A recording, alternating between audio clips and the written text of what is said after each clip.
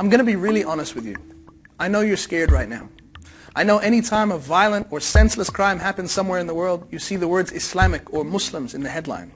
I know it sounds like Islam is the problem, but we have to ask ourselves, is Islam really the root cause of all these fears? Is Islam actually to blame for what's going on in the world? Well, let's figure it out together. Let's start with Omar Mateen, the man who was responsible for the Orlando shootings.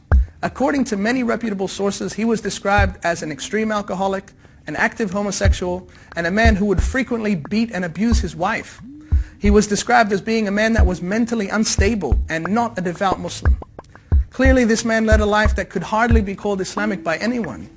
So should we blame Islam and the teachings of Islam for being the motivation for his crime?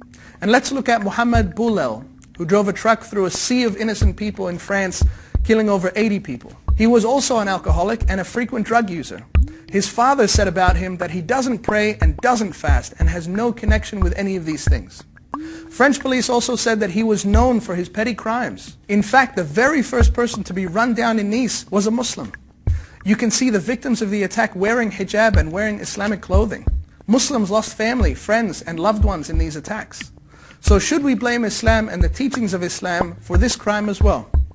You'll like this one. A leaked document by MI5 in the UK stated that a large number of those involved in terrorism do not practice their faith regularly. Many lack religious literacy and could be regarded as religious novices. That means that these people didn't learn about Islam and then become motivated to kill people. Actually, the opposite is true. They had no idea what Islam was about. What's also important to note is that regardless of all of the above, the mere fact that a man would kill innocent people is enough evidence that a person is not religious. For the killing of innocent people in Islam is one of the gravest sins that a human being can commit, something condemned over and over again in the Quran and Islamic doctrine. Here's another very important point. Whatever we call them, terrorists or extremists or murderers, they have killed hundreds of Muslims, thousands of Muslims. Let's not forget the attacks that have taken place in Iraq, in Turkey, in Syria, and maybe most critically, at the mosque of the Prophet Muhammad, peace be upon him, in Medina, in Saudi Arabia, just meters from where he's buried. So can we still say that these people are Muslims who are following teachings of Islam when they bomb a mosque?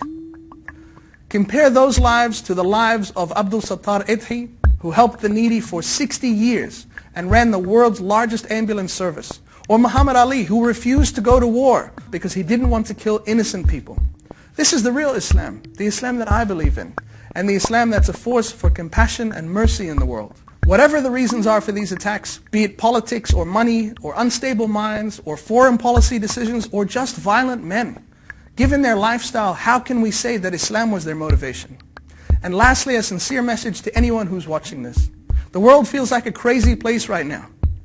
If you want to know about Islam, go and find out.